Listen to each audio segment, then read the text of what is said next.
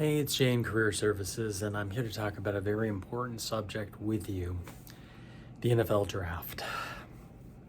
As many of you know, I'm a bit of a New England Patriots fan. I have 6 replica championship rings at home. I almost wore them in today. And for the first time in many, many years, the once feared franchise, who you could schedule in advance, pencil in on your calendar that we would be in the AFC Championship game annually and probably in the Super Bowl every other year, and went on to win 6 Super Bowls, is now experiencing decline. And so, as Robert Kraft noted, even though I'm a little upset with Mr. Kraft at the way he's acted and in moving on from the greatest football coach of all time, this is the first time he has had, since he's owned the team, the 3rd pick in the draft. Now, going back, I'm thinking to myself, well, wait a minute. I remember in the early 90s we had a lot of high draft picks, but he didn't actually own the team at that time. So we've really enjoyed a luxury. So I know because people know that I love the Patriots. I'm obsessed about the Patriots.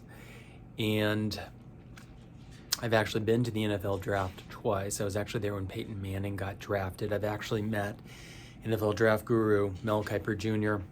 Talked to his wife on the phone several times when I was ordering. He used to put out a draft guide, and I actually have an autographed copy of one. So I take it kind of seriously. And this is what could be a transformative draft for the New England Patriots. We have the 3rd pick. So a lot of people have been asking me, what do I think? Well, I think a lot of things. I think that at 3, in a draft that could have as many as 4 first-round quarterbacks, maybe even 6, 7. Although I think some people are reaching when they say that. I think the Pats, if you're at 3, and assuming that, Caleb Williams is going 1, I think we pretty much all accepted that that's going to be the case. Then I think you have to look at, it comes down to Washington. What does the Washington Commanders war room decide to do? I'm trying really hard not to use the Washington team's old name because it's no longer considered politically correct. Although the Washington team originated in Boston, and that's where that name started. And there's a lot of drama around why they moved to Washington, but fun fact. Also, the New England Patriots were not the first New England team to win a championship. That honor actually fell to the Providence Steamroller. True story. Go back and look at NFL champions, and you'll see that right before the Great Depression, the Providence Steamroller, Jimmy Conzelman, won the NFL championship. But I digress. So here's the thing. Washington also needs a quarterback. And in this draft, there are 3 blue chip quarterback prospects. You got Caleb Williams, you got Jaden Daniels, you've got Drake May. If we assume the Bears are going to take Caleb Williams, which I think is a fairly safe bet, or otherwise they wouldn't have traded Justin Fields, Washington also needs that quarterback. They're going to take a quarterback if they don't trade down, and whoever they trade down with would also likely take a quarterback. So at 3, I think if you're the Patriots, I really believe you got to take the quarterback who's on the board. It's going to be either Drake May or Jaden Daniels. Now, I'm excited about both prospects. Jaden Daniels may be the most dynamic draft prospect at quarterback this year. He has shades of a poor man's Lamar Jackson. But with that said, I kind of hope Drake May is available to us at 3 because Jaden Daniels is 190 pounds. He weighed in at, I think he weighed in at 210 at the combine or on his pro day. Now, if I drink enough water, I can do that too. He has a very slight frame, In the way he plays, he has a real aversion to sliding. He's going to take a lot of hits. And so I think he is going to be prone to injury. I also think he's going to be amazingly dynamic. And yes, I know he's supposed to be a better passer than Lamar Jackson was at this point in his career. But tell me how many Super Bowl championships Lamar Jackson's won. I'll wait.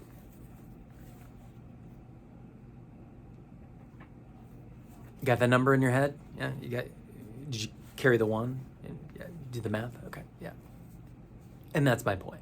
Now, maybe he wins it this year. How many did Michael Vick win? I'll wait. Name a truly mobile quarterback who's gone and done that. And I don't mean Patrick Mahomes. Patrick Mahomes does some amazing things, but he's also an amazing passer. And so, and don't get into arm strength. I know that Michael Vick could throw it deep and all that, but in the NFL, run first quarterbacks, and I'm a triple option guy. I would love to run the triple option in the pros, but the reality is that style of offense, you usually get your quarterback killed, and then you don't make the playoffs. How many times has Lamar Jackson been lost and they didn't go on to the playoffs?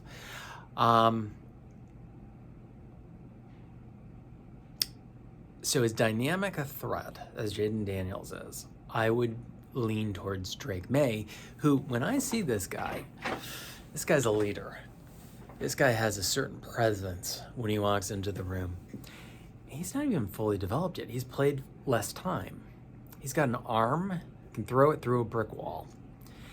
And he's got shades of John Elway. Now, some of you are too young to remember John Elway, but he was amazing. And Drake can run it too, but he's built more like Ben Roethlisberger, but with speed. He's got legit linebacker speed. So you could do some things with Drake May, particularly if you're going to be, we've embraced the Packer way in New England with Elliott Wolf, and I was a big fan of his father, Ron, when he was in Green Bay. He's brought in the Green Bay system, and that system often involves sitting your quarterback and letting him develop. And we've got Jacoby Brissett. Let Drake May sit, let him get seasoned, let him start when he's ready next year, or even a year after, but get that franchise quarterback, lock him down. And the only caveat I have to that is this.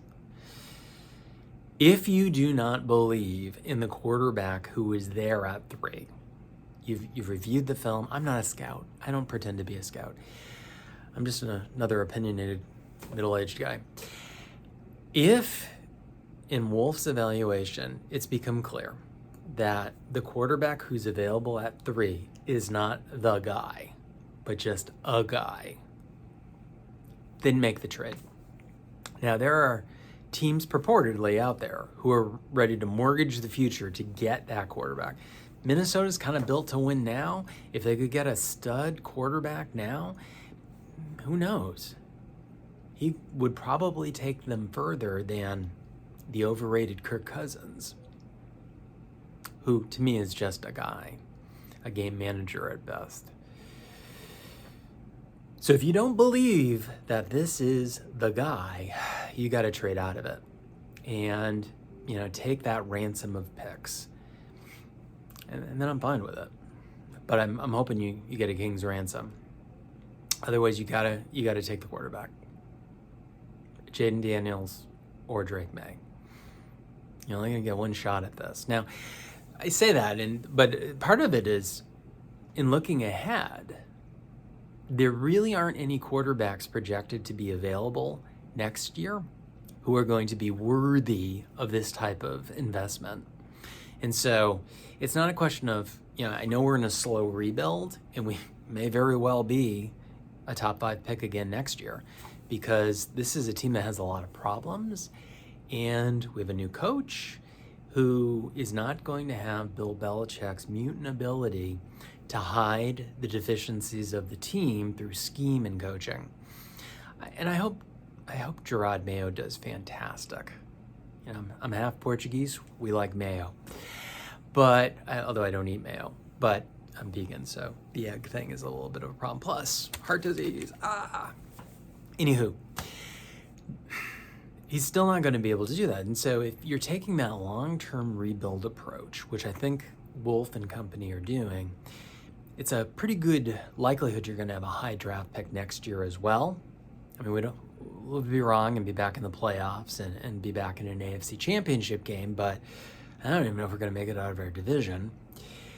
So, and we had the most money to spend in free agency, and we spent it signing our own players who went 4-13 last year. Recipe for success. So it's a fairly safe bet we're going to have a high pick again next year. But it's also a pretty safe bet that there's not going to be a quarterback worthy to take there. And so you're going to get a Christian Ponder. You're going to get any number of the quarterbacks that Jacksonville took for a while there in Tennessee.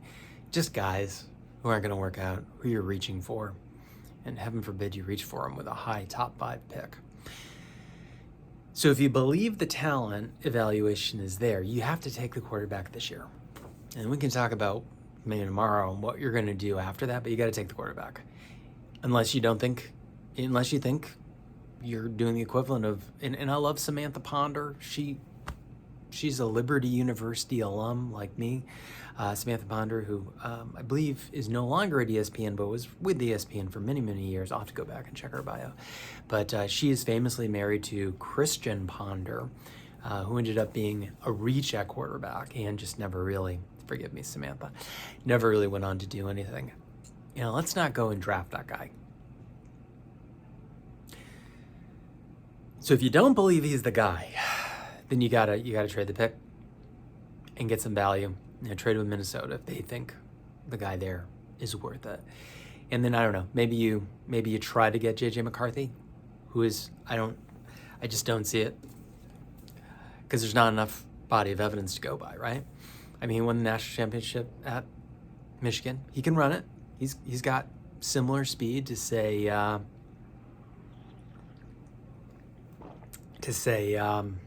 Drake, but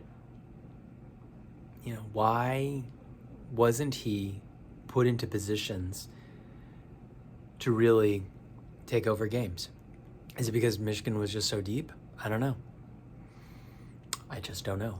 And that's a lot to bet on.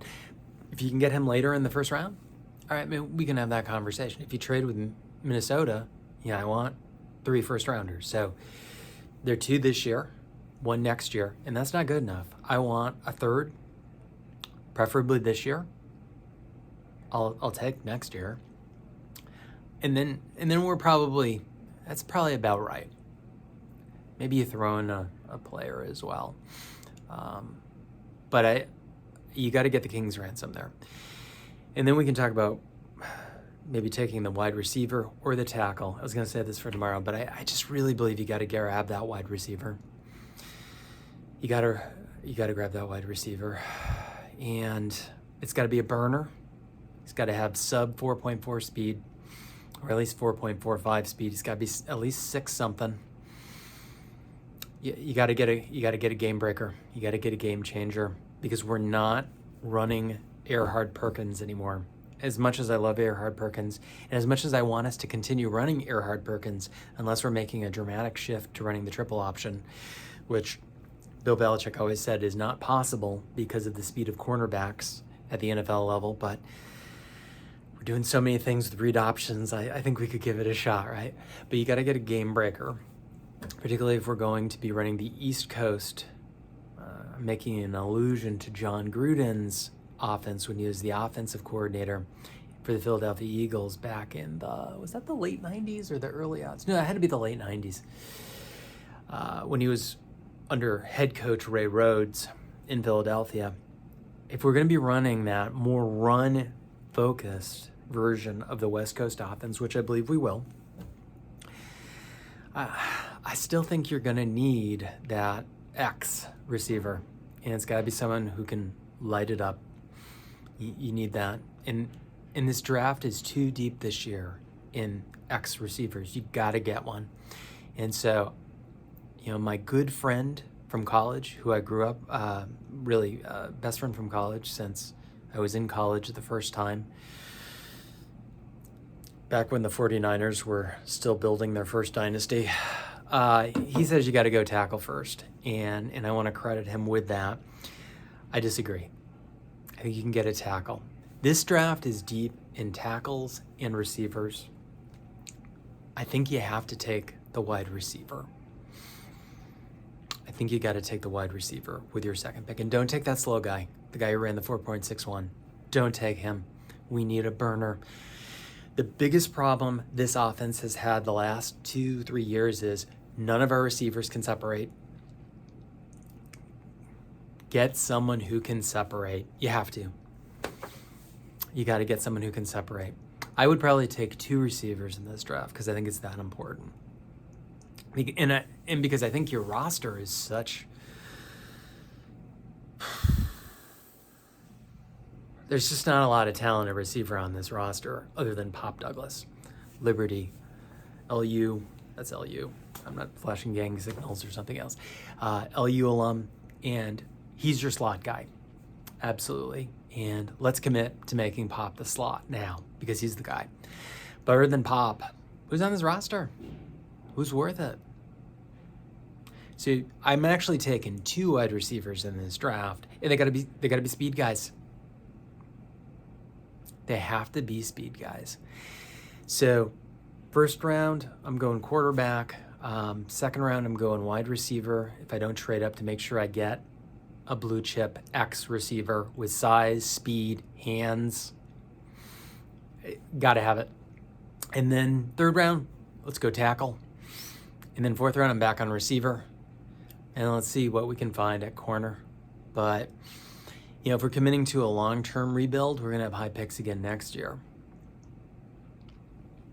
That's exciting, as much as it is going to be painful through 17 games. You're probably not making the playoffs with this roster. But you got to reload at wide receiver. This is the year to reload at wide receiver. You can get a tackle. And the reality is that high-end quarterback you're going to be drafting on day one, he's not probably going to play this year and probably shouldn't play this year. And so Jacoby Brissett's going to be back there. He's got a little wiggle. He can move. He can run. He'll be running for his life, but that's fine. Give him a shot. We drafted him in, I want to say, the 4th round years ago. We saw what he could do, and we saw what he could do when he won a game for us, when Tom Brady was suspended. And let's not forget, this guy's got heart. He's got heart Jimmy Garoppolo didn't have. He went out and played hurt. Jimmy wouldn't do that. Jimmy wanted to cash in. Jimmy cashed in. He proved that he could not win a Super Bowl when he was with the 49ers. So, go get that blue chipper. If we're running Erhard Perkins and we have Bill Belichick, greatest coach of all time, to come up with our defensive schemes, that allows you to get away with a lot of average talent. He's gone. I'm pretty sure his key card doesn't work anymore because we seem to be trashing his legacy every chance we get. Get a blue chip receiver in second round. And you're probably going to need to get another one somewhere too in the draft. And then we can actually be watchable football this year. So those are my thoughts. Again, if you believe in the quarterback, take him at 3.